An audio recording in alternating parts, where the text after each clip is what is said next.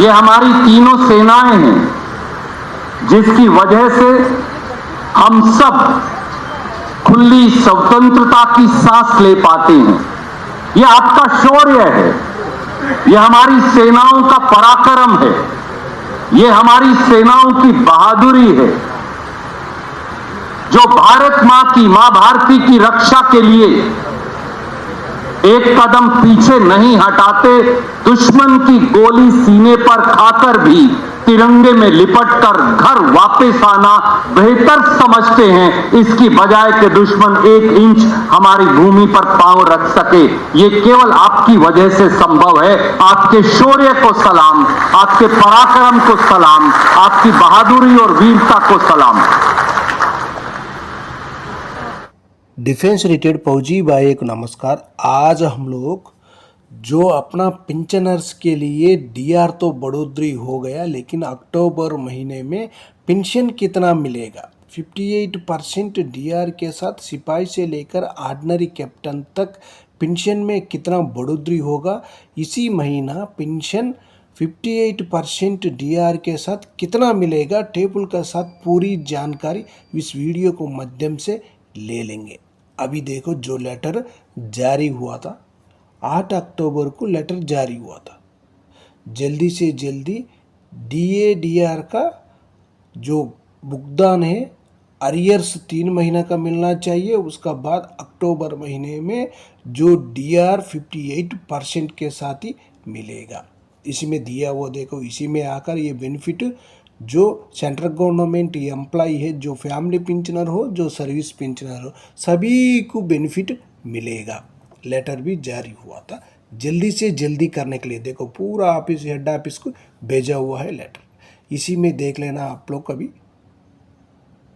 सिपाही साहिबान 17 साल सर्विस करने से OROP 3 का मुताबिक उनका बेसिक 20,463 रुपीज़ बेसिक है। उनको 58% डीआर का डीआर अमाउंट बनेगा 11,869 रुपीज़। उनका टोटल पेंशन अक्टूबर, जो जुलाई से तो बेनिफिट है, लेकिन 3 महीने का अरियर्स मिलेगा, उसी के वजह से इसी महीने से आकर जो अक्टूबर महीने से 32,332 रुपीज़ उनका टोटल पेंशन बनेगा।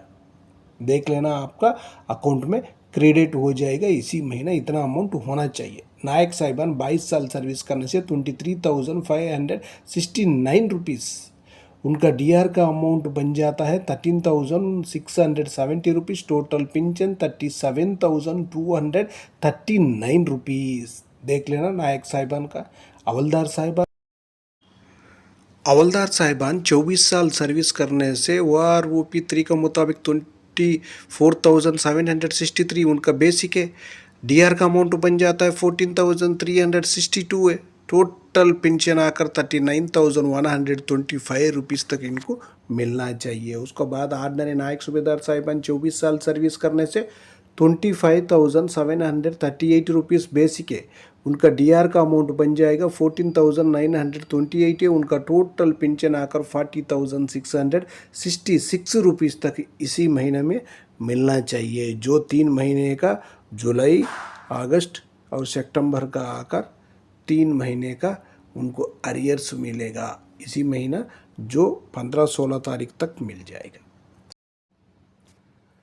सूबेदार साहिबान का 3 बेसिक है अलग अलग, एक बार जानकारी ले लेना। इसी में आकर कौन सा बेसिक से कौन सा पेंशन मिलेगा वो भी जानकारी ले लेना। उसके बाद सूबेदार मेजर साहिबान 30 साल सर्विस करने से उनका बेसिक आकर 34,425 रुपीज़। उनका डीआर का अमाउंट आकर 19,967 रुपीज़ बनेगा। उसका बाद उनका टोटल पेंशन आकर 54,392 रुपीज़। इसी महीना उतना पेंशन मिलना चाहिए। उसके बाद जो ऑर्डिनरी लेफ्टिनेंट साहिबान 32 ईयर सर्विस करने से उनका बेसिक भी देख लेना एक बार। उसका बाद आकर जो ऑर्डिनरी कैप्टन साहिबान हो, लेफ्टिनेंट साहिबान हो, 32 ईयर से ज़्यादा, 32 ईयर 6 मंथ से ज़्यादा सर्विस करने से उनका बेसिक 46,300 है। उनका डीआर का अमाउंट 26,854 है। उसके बाद उनका टोटल पेंशन बनेगा 73,154 रुपीज़ तक उनका टोटल पेंशन बन जाएगा। जो ऑर्डिनरी लेफ्टिनेंट कैप्टन ज़्यादा सर्विस 32 ईयर्स 6 मंथ से ज़्यादा सर्विस करने के बाद ही उनको जो बेसिक में ज़्यादा बढ़ोतरी होगा। बहुत बहुत स्वागत।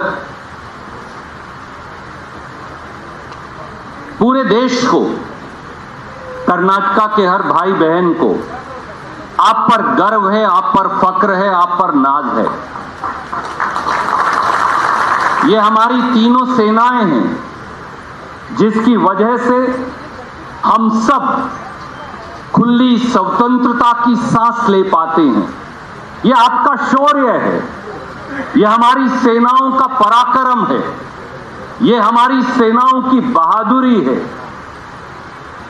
जो भारत मां की, मां भारती की रक्षा के लिए एक कदम पीछे नहीं हटाते, दुश्मन की गोली सीने पर खाकर भी तिरंगे में लिपटकर घर वापस आना बेहतर समझते हैं, इसकी बजाय कि दुश्मन 1 इंच हमारी भूमि पर पांव रख सके। ये केवल आपकी वजह से संभव है। आपके शौर्य को सलाम, आपके पराक्रम को सलाम, आपकी बहादुरी और वीरता को सलाम।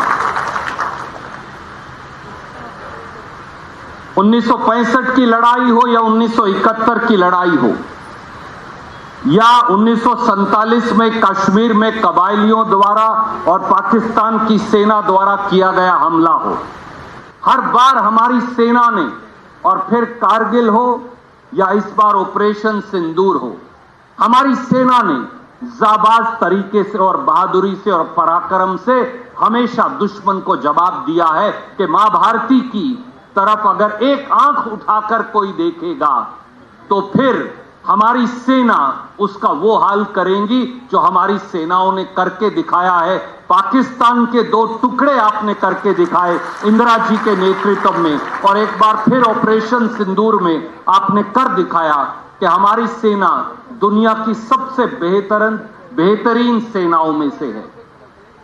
दोस्तों, साथियों, मैं बहुत लंबा समय नहीं लूंगा, पर यह भी सच है कि हम सेना के पराक्रम और शौर्य की सराहना तो करते हैं, हम उनको सलाम और सैल्यूट तो करते हैं, हम उनकी बहादुरी का गुणगान तो करते हैं, पर यह भी सच है कि सेना की उस तैयारी के लिए हमें एक मुल्क के तौर पर, एक पूरे मुल्क के तौर पर जो मदद करनी चाहिए, क्या वो हम कर रहे हैं?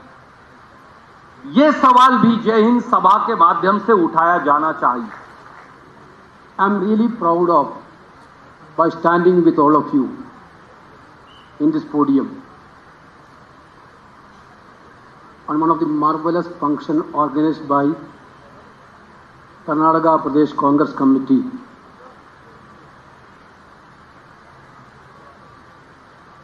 Jai Hind Sabha. All over India, in 20 major centers, AICC decided to conduct Jai Hind Sabha to salute our ex-armed personalities. This is not at all a political program. This is totally an emotional program for Indian National Congress. Here already Randeep Surjewala narrated the reason behind this program was planned.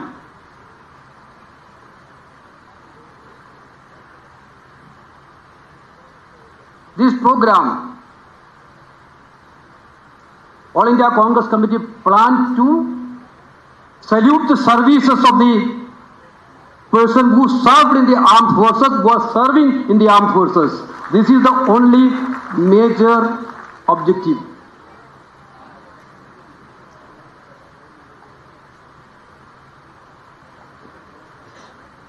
The 22nd of April